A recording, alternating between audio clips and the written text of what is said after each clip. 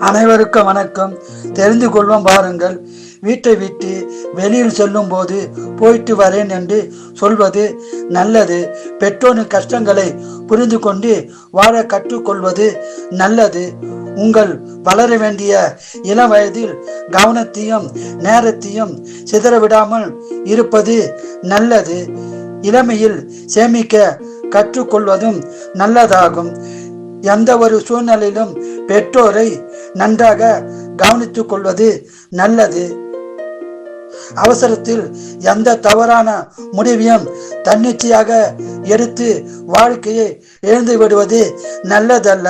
உனக்காக வாழும் பெற்றோரை ஒருபோதும் மனம் கலங்க வைப்பது நல்லதல்ல. வாழ்க்கை வாழ்வது ஒரு முறைதான். நன்றாக வாழுங்கள்.